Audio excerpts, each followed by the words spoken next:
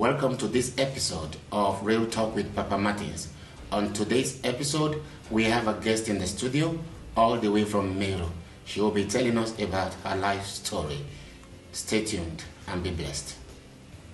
Hello. Hi. How are you? I'm fine, thank you. You are welcome to Real Talk Studio. Thank you. I would like you to introduce yourself to our viewers and tell them who you are and where you have come from. Okay, my name's Elizabeth Kasioka Kano, but mostly I use Kasioka Kano. I'm from Ukampani, a place called Kitui West, but currently I live in Meru. That's where I work. Yeah, I'm a lover of Jesus Christ. Yes, and be blessed as you listen to my story. Welcome. Yes, Elizabeth, you're welcome to the studio. Thank you. Yeah, I have met you once or twice, and your story inspired me when I heard it. So I'd like you to take our viewers through your growing up, your experiences, and how you got to where you are today. The floor is yours. Thank you. So, the viewers, once again, welcome as I share my story. Yes, as I've told you, I'm from Ukampani, Kitui.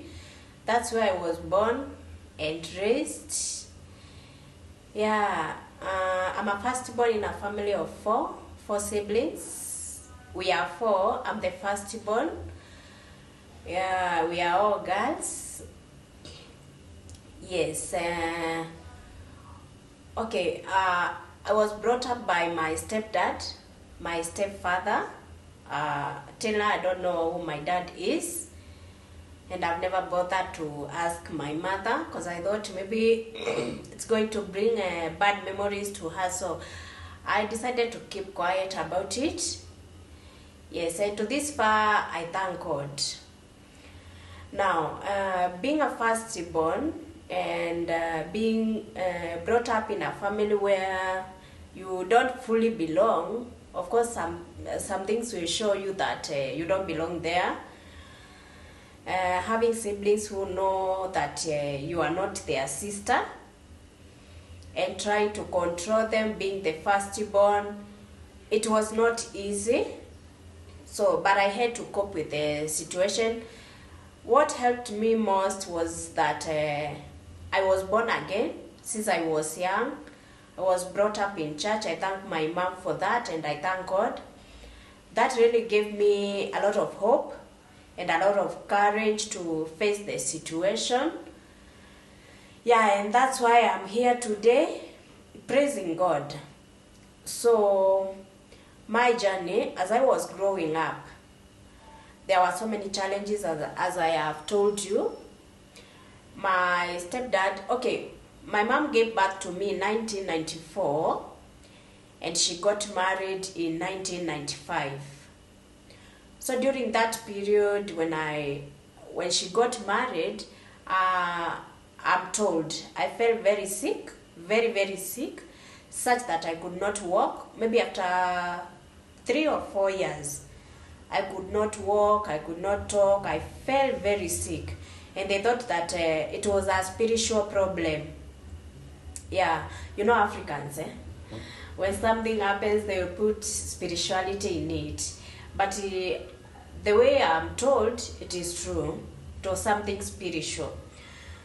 So my mother was chased away from from matrimonial home where she's married till today because I was sick and my mother did not give birth to another child for that period.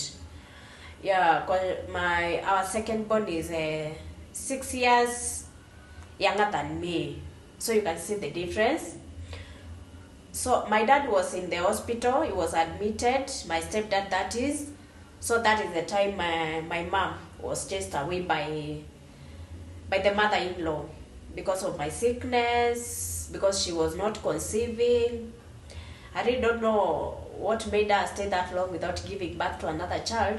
Maybe she was wise enough, she wanted to see what will happen with this one first. Yeah, though I don't know. But she was sent back home to where she came from. It was a distance. She told me she just walked in the morning, woke up in the morning, and she was given the clothes wrapped in a wrapper, a lasso. Yeah, so my shosho, my grandmother, told my mom that she needs to leave. Her son needs to marry someone better, someone who can give more grandchildren, someone who will not come with a stranger in the family. I was a stranger, that is. So yeah, they just woke up in the morning, and the grandmother sent her away. My dad was not around. So when my mom walked all the distance with her sick child and with her belongings, it was not easy for her. She arrived home. That's what I've been told by even my grandfather. Last time I went home last year, 2021, my grandfather gave me the whole story because I really wanted to know everything. So yeah, my mom reached home, she just fainted because she was so tired, carrying a sick child. I could not walk and so many things. So yeah, they were spiritual, my family. They were not a church people. My mother's side, they were spiritual, witchcraft, what. So yeah, they took me to those witches. Are they called witches, sorcerers? I don't know. Yeah, those people, spiritual people. That's what I'm told. Witch doctors, you mean? Yeah, witch doctors. Yeah, so I'm told they treated me, and I came back to life. I became better. Now back to my mom's maternal home. Not maternal. To where your mom was married? Yes. Okay. It's maternal. It's not maternal. That is where she was married. Where she was married. Oh. So back to where my mom was married. My dad came back from the hospital. He had been admitted. So he came back from the hospital and he found an empty house. And he asked, "Where's my wife? Where's my child?" I was told, "We sent them away. They don't belong here. You need a better life. You need something better." Remember, my dad was not even rich. He was not even working in a better work, just vibarua, casual jobs. So yeah, he came back to my mom's place and he was sent away by my grandmother and my grandfather. Yeah, so they stayed for some time, and my stepdad could not stay that long without my mom. So he kept on coming, he looked for elders, and they came, and one day they were accepted, and they left with us. By then I had grown. That was after like 2 years. Yeah, I had grown to a big girl. Yeah, they were so happy to have us back. Of course, we went back. My dad refused to remarry, so they had to accept him to come for us. So yeah, now we went back to where my mom was married. Yeah, until today we are there. We are still there. We are doing good. Yeah, back to my siblings now. My siblings, our second born, she's 21 now. Her name is Precious. She came now 6 years down the line. She came in 2000. That's when she was born. She had some difficulties. Actually, I've been the one who has brought up my siblings because my mom was on and off the hospital. Yes, so I used to take care of them, do everything for them. Being a firstborn and there's that gap, I had to do everything to see them survive. Yeah, so yeah, they grew up. Our thirdborn came. We had between thirdborn and lastborn, we had another child, baby boy, who died after 3 days. Actually, he was born on Friday, and on Monday he died. Yeah, so my mom gave birth now to the lastborn. That also brought a lot of chaos in the home. Africans, you're not giving birth to a baby boy. You just gave birth to him and he died instantly after 3 days. There were so many questions, and the battle began between my dad till today and the mother and the parents till today, they don't see each other. There's that battle, that difference, that hatred. You want to destroy my family. Are you going to give me another family? Yeah, and my dad, my stepdad stood his ground. Yeah, so we are 4 now. Now, the mistreatment I got from my stepdad and from his family, it was not easy. As I said, the only thing that kept me alive was that I was a church girl. Those girls who will wake up and all they can think of is church, and that really helped me. So, to you parents, you see your child wants to go to church, please do not tell them this and that and that. Let them go, because that helped me. If it was not for church, I wouldn't be alive today, and that is the truth. So I kept on holding on to God, and He really fought for me. So after, I want to share with you the mistreatments I got from the family now, because I'm not part of them. My aunties, my uncles, and even today, they don't love me, they don't like me. I really don't know what happened. But I stood my ground, and my mom stood her ground. She said she's going nowhere, and I'm going nowhere. We're going to stay there. I remember I used to write so many, by that time there were no phones. So I used to write notes to my grandmother. She loved me so much. From my mother's side now, my mother's mom. So I used to write a lot of notes. I sent, I put them in an envelope, I sent them. I tell her I want to die, I want to kill myself. Now she would come, and it's a very long distance, and she would walk all the way to our home. She would talk to me, this is not the end of life, there is still future. And I held on. I almost killed myself in so many instances. Yeah, because of the pressure. At a very slightest mistake, my dad would kill me, like beat me up like a thief. And I endured all that. When he beats me, I know that I'll go to church and I'll cry to God, and I'll pray, and that will be over. Again, my mom was on my side always. She always told me, do not hate your dad, do not say anything to him, just hold on. One day, he will recognize that you are a child just like any other, and you are the one that is going to lift this home. So I used to have a lot of hope from my grandmother and from my mother. Those are the people that held me all through that journey. Yeah, I remember I could sleep outside. I could not even sleep inside the house. Do you know Shago? I would just go behind the house and sleep there till morning. I'd shower and I go to school. Why do you sleep outside? Because of my dad. He beats me up. He said he doesn't want to see me in that house. What do I do? So your sight irritates him? Kabisa. Yeah, so much. So yeah, I remember one day I did not have shoes to go to church. I used to be in the choir, in the praise and worship, so I cannot go there barefooted.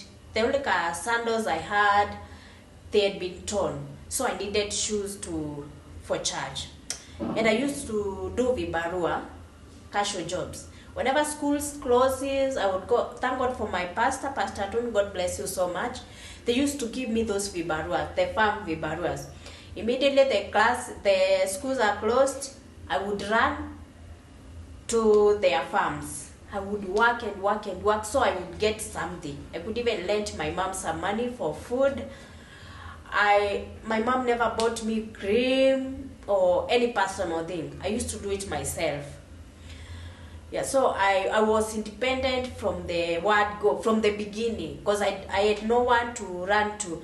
My mom was not working, just those casual jobs for food, and my dad was working just, he was employed, but with not that much salary. but still could not buy me anything. In fact, I can't show you anything my dad bought for me. Nothing at all. So it was upon me when schools closed, I go do vibaruas, I buy myself a nice dress because of the choir, because of church. Yeah, so this time I needed a shoe. It was, I think it was 350 bob. 350, yeah. So I asked my dad for the money. He said he did not want, he did not have the money. So he gave me a condition. You want me to buy a shoe for you? Go to the farm. He measured for me these bases, the one you dig, then you throw the mchanga, the soil on one side. You remember them? You know them, eh? Yes. He measured three and a half, because one was 100 bob, and it's long, very long. A normal person would not do it for that money, but I had to do it because I needed shoes. You can imagine. And I did it with a lot of gladness. You know, Saturday when I come from school on Saturday, I go there, I dig. In the evening, I go to the choir. You know, it was struggle after struggle. It came a time he stopped me from going to the choir. He stopped me from going to the church. And all I could do was just to cry. My mom tried talking to him. Yeah, but finally things changed. So yeah, it came a time he told my siblings, this is not your sister. So they started disrespecting me. You know, I am like their mother. My mom has been having problem with health problems. So mostly she would be in the hospital. So I'm the one taking care of them, farming, I'm in school, I'm doing literally everything for that home. Yeah, so they started disrespecting me, but I would beat them up.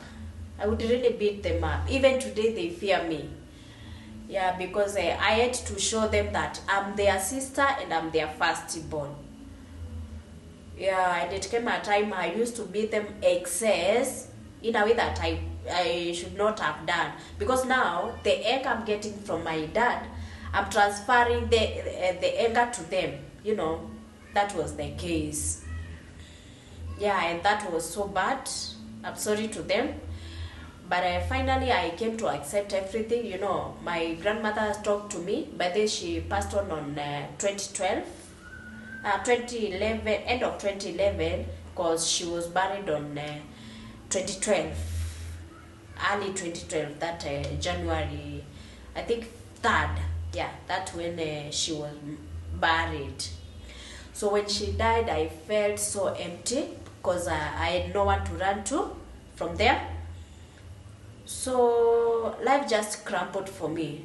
You know, there's that one person when you are down, when you want to talk to someone, you just run to them.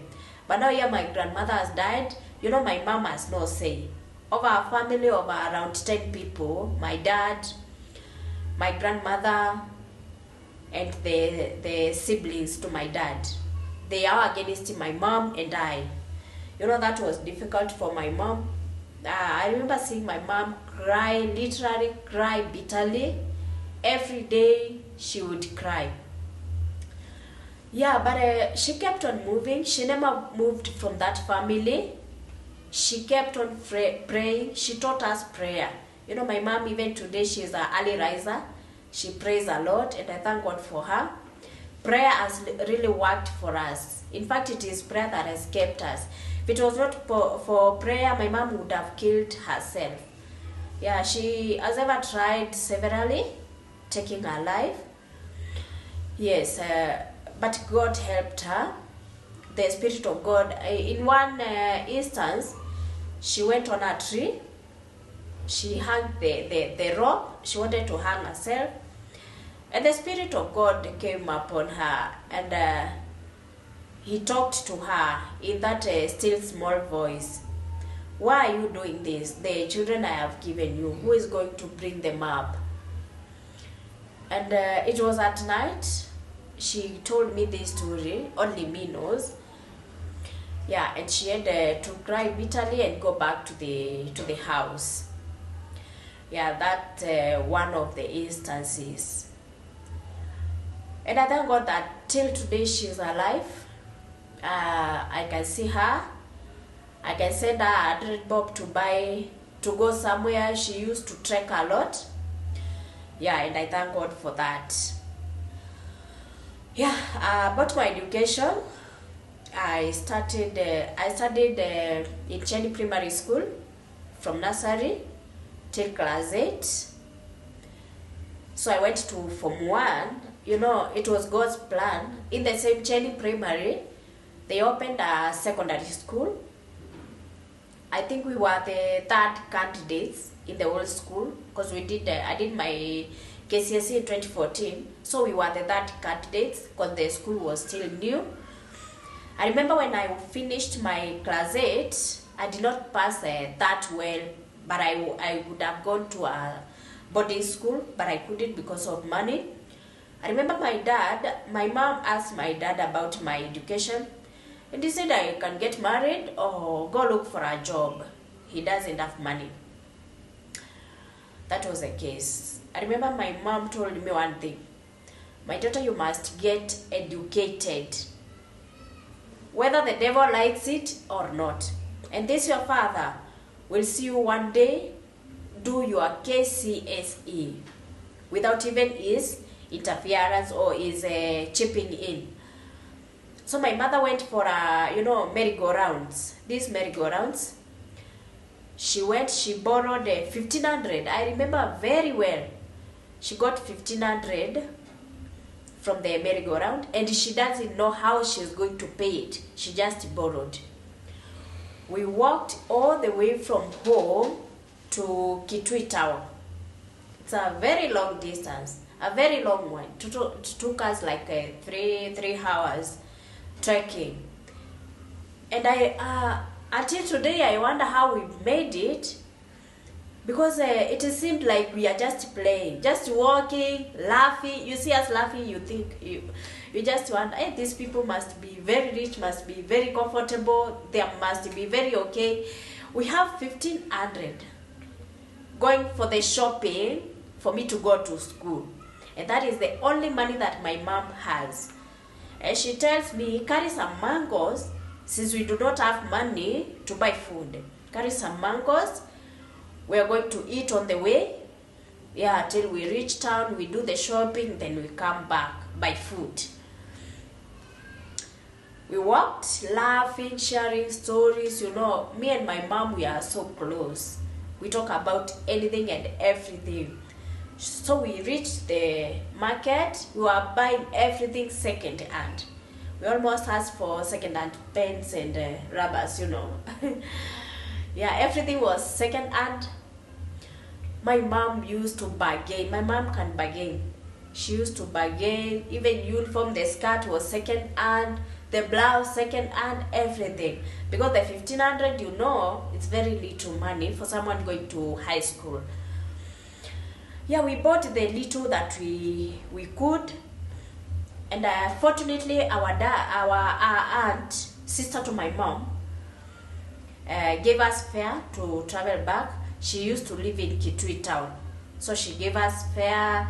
She bought us lunch. We ate in her house. We cooked some rice, and then we came back home. I remember we reached home at around 8 p.m. And our dad was like, I was going to close the door for you. Where did you go to? What do you think you are doing? Are you capable of educating her? Do you think without me you can do it? And you know, my mom used to be calm. She said nothing. She just kept quiet. We removed everything. My siblings were like, wow, our sister is going to high school. You know, they were so happy to see me going to high school. And our dad was like, did you go to do prostitution for you to get this money that you bought all these things? And my mom kept quiet. We just assumed him. Yeah, so on Monday, that was on Thursday. You know, every day, between Thursday and Monday, I used to fit the uniform every day. You know. Excitement. Excitement, I'm going to high school. Every day I wake up, I put the uniform on. You know, the shoe is second hand, you know, but I'm so excited. Yeah, till Monday reached, even my siblings, they would tell me, please give us, let's just fit, you know, but they were so tiny. So Monday came. My mom can't be imagined. You know, my mom just woke up. She did not even have a cent in her pocket. And she told me, you know what? I did not even have a bag. I took a gunia, a sack. That's where I put my everything. You put your books in a sack? Yeah, in a sack. Okay. We don't have a bag. So she told me we are going to school. I told her, okay.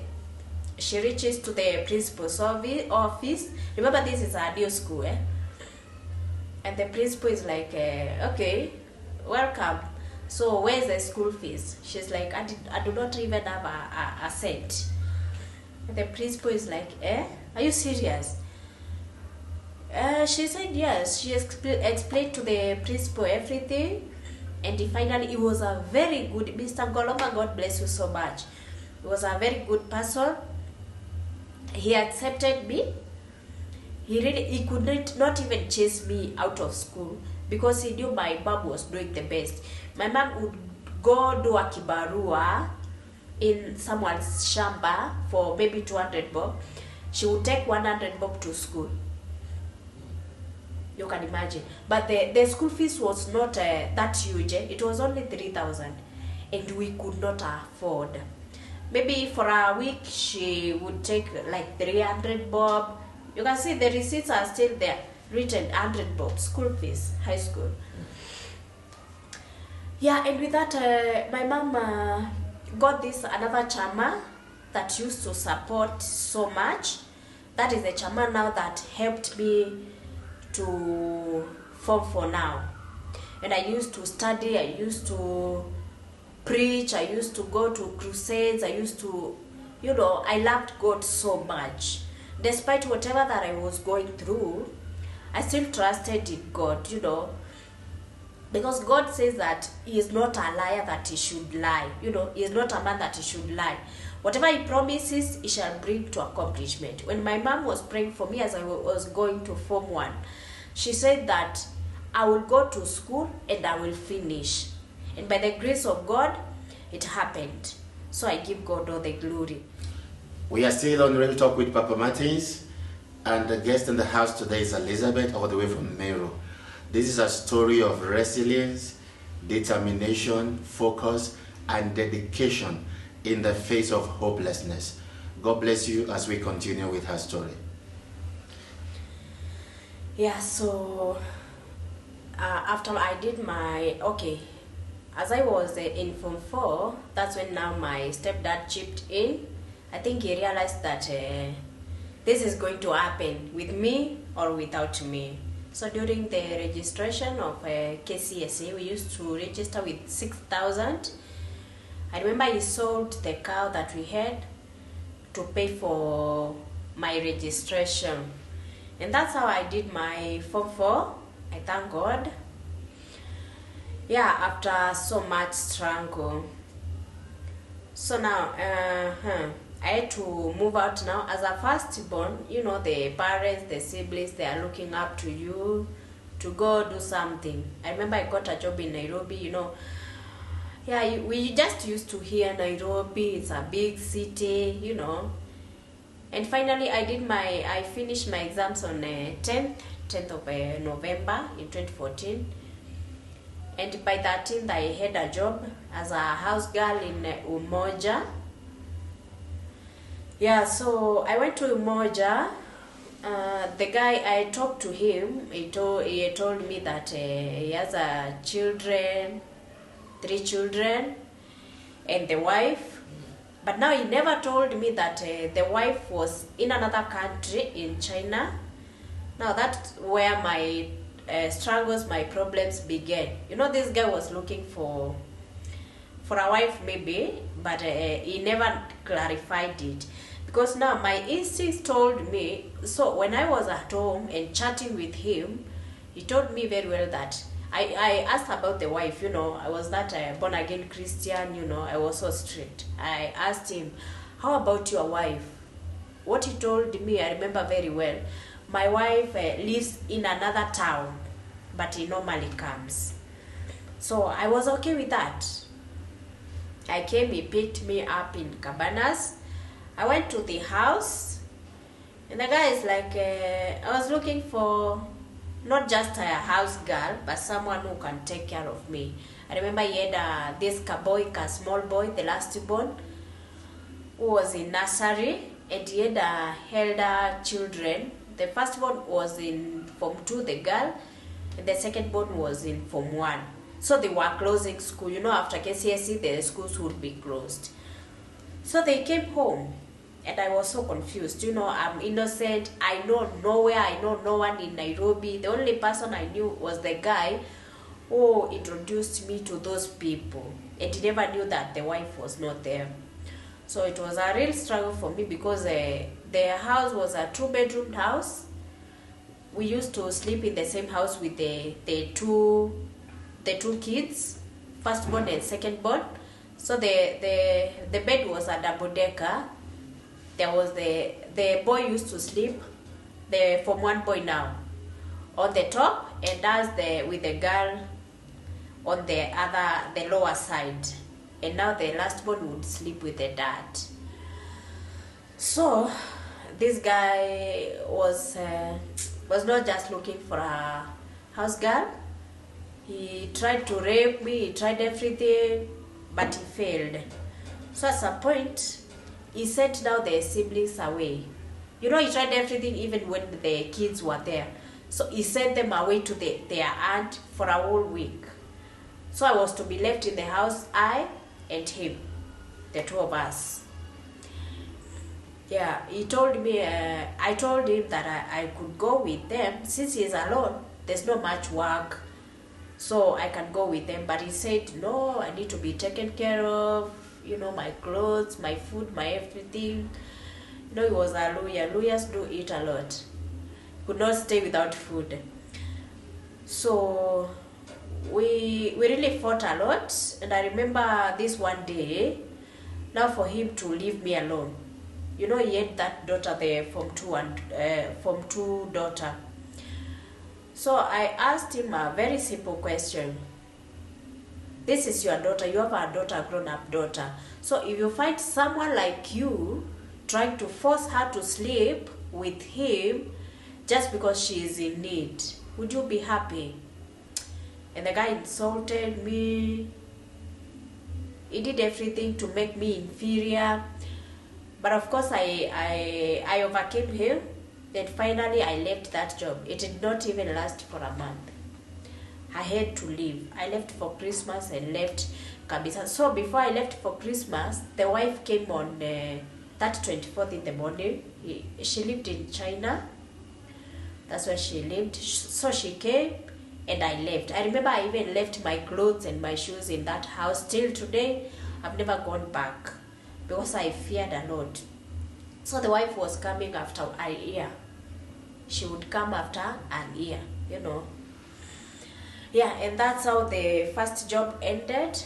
I went back home, started again from the scratch. You know, I thought I had gotten a job. I was being paid 4,000 per month.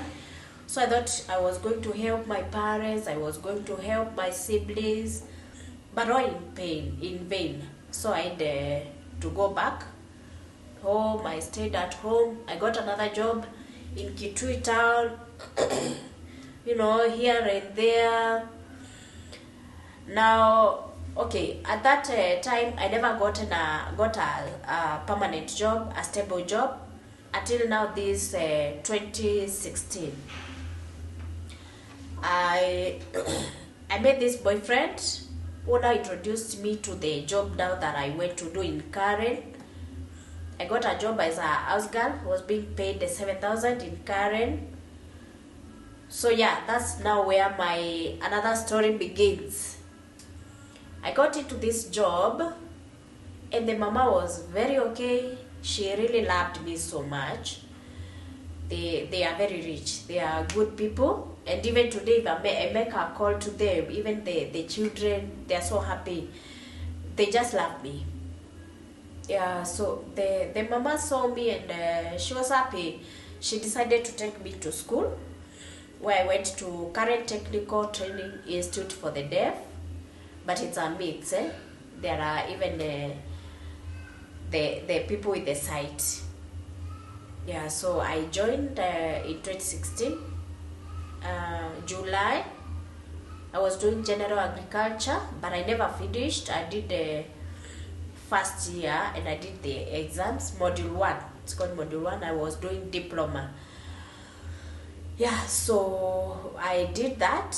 After now, I finished my module 1. So many things started changing. Everything changed. From the children, from everything was just adding up. But still I did not have I regret leaving. Yeah, because I went for attachment and finally I could not, okay, things were so tough, but I wish I continued. I just, but anyway, I left. After now the attachment, I went for attachment in Meru. Yeah, and I left the mama. I told her I can't continue because of how the situation was. The problem was the sister I was staying with. So many things just happened. Mistreatment, what. And I said to myself, I don't belong here. So I got a job. After that, now after a while, I got a job in Nanyuki, where I was employed in a pig farm where I used to work. But the work ended after maybe two months. So I had to leave again back home. I stayed home, that was in 2018.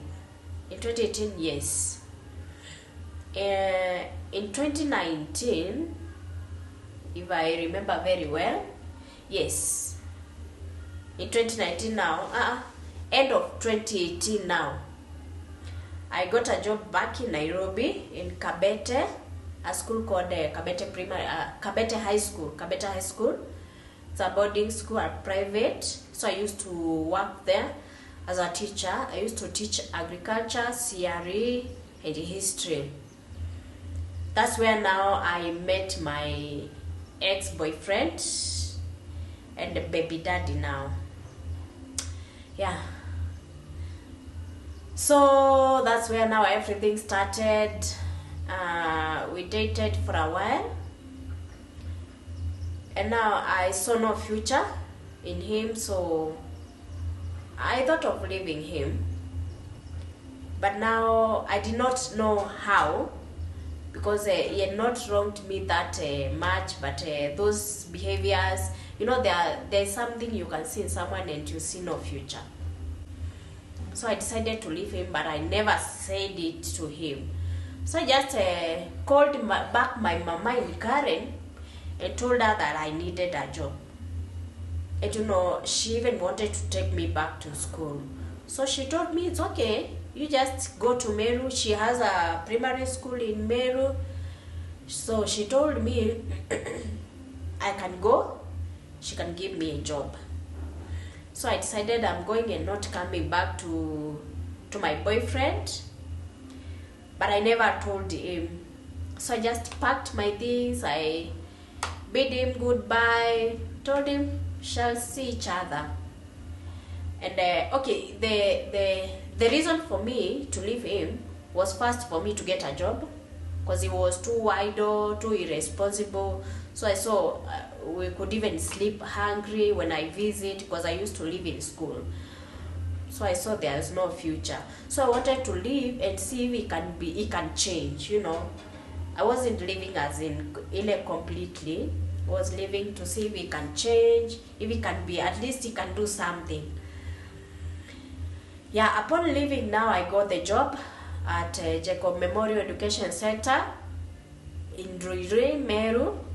That's where now I started working. That mama really supported me. She's a good person, good woman. May God bless her for me and keep her.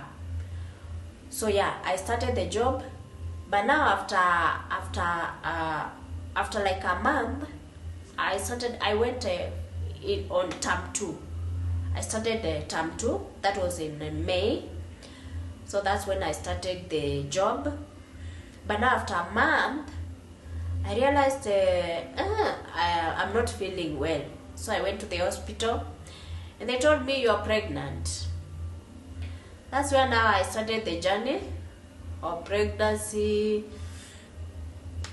Yeah, so I continued. Actually, I was shocked. And I told him, I told him I'm pregnant. And the guy was so happy, as if he was going to do anything. I told him now, sent me fare to go back to the house. It was only 50 bob. It is like, I have nothing. In fact, he was calling me to ask me for some money for food. Yeah. Okay, before then, I left that job in school. I remember I looked for a job as a house help in Coma, going to Machakos, yes. To support him, he was doing exams. He was in campus. So imagine I went to work as a house help to support him in school, to pay for his rent and buy him food. I remember, I think I was just foolish, I don't know. But maybe I cared too much, also being a firstborn, you care excess. I remember borrowing my mom money. I told my mom, Mama, I have a problem. Please help me with some money. And she did, innocently. And the money was for the guy. I'm still working. Was for the guy to buy food. So it had got to that extent. So after I left that house help job, that's when I decided to, I have to do what? So I came to Nairobi. We stayed with him for, I think for like 2 weeks. Then I moved. I left, I had done shopping for him. Where I am going to that mama, I know she will provide, she will support me. So I did shopping for him, I paid rent for him, and I left.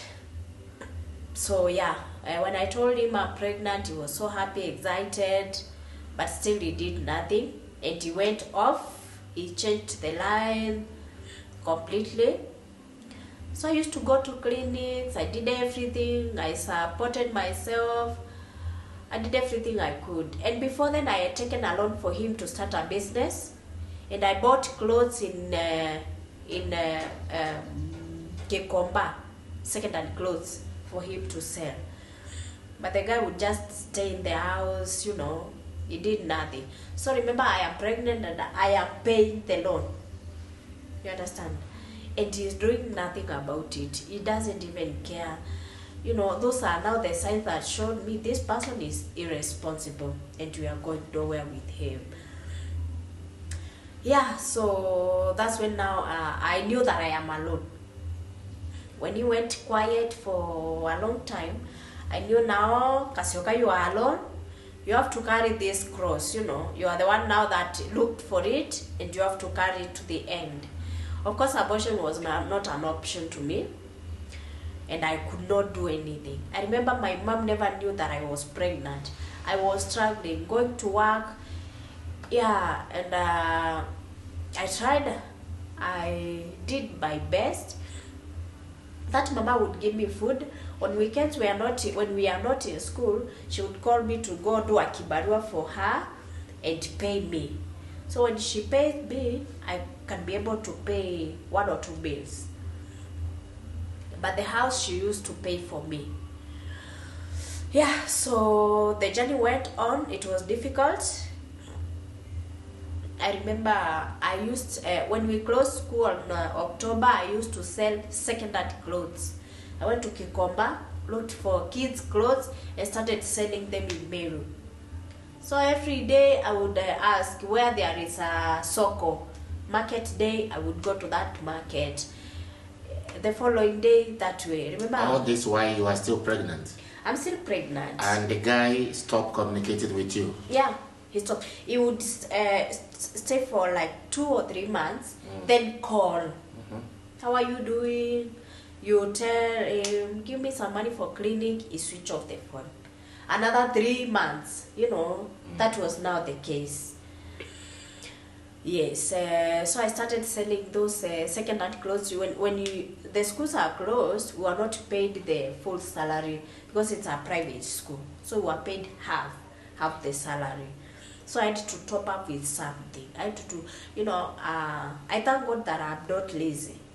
Because if I was, I would have gone home, stayed home and just, stayed like that. And there is not now from my dad, Yeah, so I had to, stand up like a woman now. I'm the one who looked for it, and it's a journey. I have to go through it till the end. Yeah, so I finished my clinics on January. I went for CS, and I got my baby girl. Now, I remember he was off for so many months, So when I went to the hospital, after now the surgery, thank God I had the NHIF card. It paid for all the bills. So the CS was done, and I got my baby girl. Now, I remember the CS was done on Friday. On Saturday, I don't know what came over me. I just decided to call his phone. He was off for a very long time, such that I could not even remember if he exists. And upon calling him, his phone is on. And he picks up the phone. He hears the baby crying. It is like, mtoto wangu ako hapo na wezi niambia ulipata mtoto. I got so pissed off. I almost fainted. Imagine, that is the thing that he said. My baby is there and you can't tell me that you gave birth. You can imagine. After all that while of silence. I just switched off the phone and continued nursing my baby. Remember, my mother knew that I was pregnant on the day I was going for CS. I don't told him. And now it is because of my other mother, the current mom now, that told me, you need to call your mom to come. Remember, my mom doesn't know that I am pregnant. So she tells me she's sending my mother the fare to come to Meru. And now I'm wondering if she calls mom, what will she tell her that is the problem? So immediately I switch or I cut off the phone. I call my mom immediately before she calls her. I tell my mom, I'm in hospital and I'm going to give birth. I'm going for CS. And my mom is like, what? She almost fainted. Like, seriously, you never told anyone? But anyway, it was a journey. Finally, my mom came on Saturday. And on Monday, went back to the house. That woman was so supportive. She really supported me. Yeah, and Beria, wherever you are, may God bless you and your family. So, yeah, they supported me. I went back home. Now, Corona came. My mom stayed for 2 weeks, and Dad started complaining that the house, no one in the home, no one to cook for him. There's no one to do farming in the shamba. And I told Mom, I can do this. Remember, it was CS, they won't now. So I told Mom, just go home, because I did not want anything of to separate them because of me. So when my mom went home, I was left alone, and now Corona came. So we were not going back to, you remember I gave birth on January, so I had 3 months off, unpaid leave now. But the director now, my mom, she used to give me something for the upkeep, and now Corona came, not going back to school. So what I did, I used to wrap my baby on my back, go cook chapatis for constructors. Yeah, in that school there was construction going on, so I used to cook for them, with my baby, 3 months old baby on my back. Yeah, and I managed. We survived, and I thank God for that. So later on, I went for my sister because there was Corona, so there was no school. My sister Mercy, she came, she stayed with me. She could now hold the baby for me. I would go for kibarua, I did everything for us to survive, but it reached a time I could do nothing at all. You know, things got more tough. You're paying the house rent, you're doing everything by yourself. So I had to send them home, my sister now and my daughter. My daughter, by then, she was 9 months old. I had no other option. So I sent them home. I remember they even got lost on the way. You know, my sister is always afraid, you know her. She's afraid. So I think she doesn't believe in herself. So they just got carried away till Thika. They were supposed to alight at Embu. But now they came all the way to Thika. You know, they are so... They were supposed to alight at Embu. They Yes. came all the way to Thika. Yeah, and Wow. she's holding the small baby, you Baby. know. The good thing I had given them food. They did not have excess money. You know, I was just struggling. Yeah, so finally in fact, they boarded so many vehicles because people would, they would go alight at somewhere, they would be given to another vehicle, you know, that these vehicles.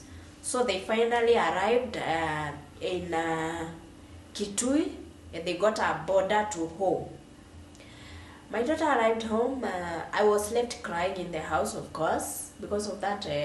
You know, we had connected, but now because of situation, and I could not go with her home. As in, I could not go with them home.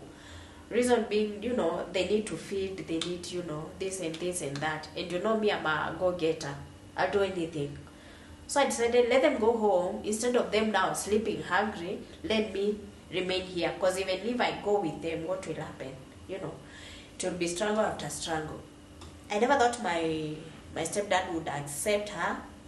But they get so much connected that even today, my daughter lives with them. They say she's their last born. Getting her from that home is very difficult. You know. Yeah, so I continued with the Vibarua, sending some money home, you know, the difficulties. But now I was giving up. I used to cry, you know, you are alone. I used to lock myself inside and just cry.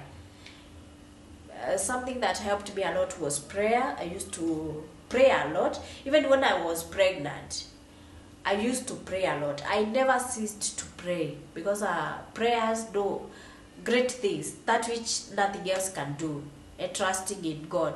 In every situation, don't just let things flow.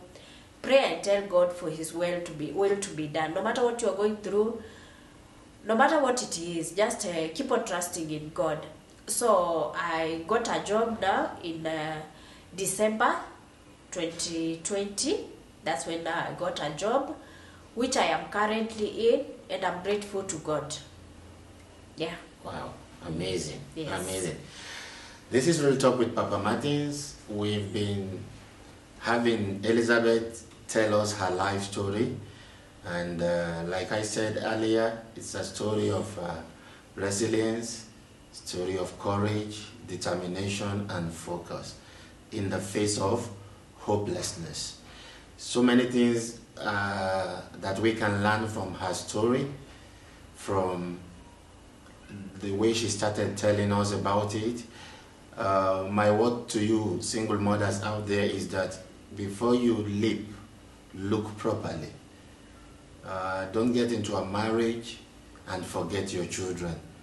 All she went through was made easy because she had the support of the mom. The stepfather never accepted her for so long until she was almost clearing Form 4. That was when the stepfather started seeing the need to accept her as his daughter. And going through her life experiences, you will see how difficult it was for her to grow up. And to make matters worse, she got pregnant for a man who is not responsible, who is not interested in taking care of her or the baby. But so far so good. There is something she kept on saying. I was a church girl, I'm still a church girl, that God has been there for me. By the mercies of God, she has been able to pull through this. So for those of us viewers listening out there, I want to encourage you today. As you listen to this story, I want you to believe also that whatever you might be going through, whatever difficult situation you might be in, The God who made it possible for Elizabeth to go through all this, and today she's standing victorious, that same God will do it for you. As we wrap up the program today, I want to take final words from her. So what advice would you like to give to single mothers out there and to everyone that is listening to you? Okay, to you single mothers, okay, considering my story, when I gave birth to my daughter, I decided never to get married. The reason being of what I have gone through in the hands of my stepdad, I thought my daughter would go through the same. But I have gone through counseling. I've talked to a few people. Thank you so much, Pastor Nathan Kawanga. Thank you so much, Morris. I have so many people who have walked with me throughout the journey. And I came to accept. And the thought of not getting married because of my daughter and fearing that she might go through what I have gone through in the hands of my stepdad, the thoughts just left. And finally, let me thank my mom for standing with me. Let me thank my pastor, Pastor Tundu, for being there for me. So many people have stood with me. And finally, let me thank Papa Martins. He has led me through counseling. And finally, I have come to accept the truth and know that God is still God of miracles and God of love, and God will fulfill the promises He has promised His people. Yeah, I've come to understand everything and to accept everything, and I'm grateful to God. So even you, whichever step that you are taking next, yes, be careful, but also put God first and trust in Him. Yeah, as I finish, I'm also a gospel artist. I produced some songs. You can check them on YouTube. Just look for Kasioka Kano. You'll find me there, and you'll be uplifted by my songs. You'll be encouraged, and the Lord is going to bless you. Amen. Yes, surely God will bless you. As we bring this show to an end today, I want to encourage you to look unto Jesus. He is the author and the finisher of our faith. There is nothing impossible for God to do. When you are going through the storms of life, it might look hopeless. You might be helpless. You might be abandoned. You might be alone. But God is always with us in the midst of our crisis. I want to leave you with these words today. Believe in God and keep moving, and He will come through for you. He has said something about God sending many people on her way as she sojourned through this journey. Today she's not who she used to be because of these many people that God has brought her way. But eventually you need a helping hand that will reach out to you. God will send them your way today in the name of Jesus. Thank you so much for tuning in today. Until I come again to your view, this is Real Talk with Papa Martins. Stay blessed, stay safe, and keep moving. God bless you.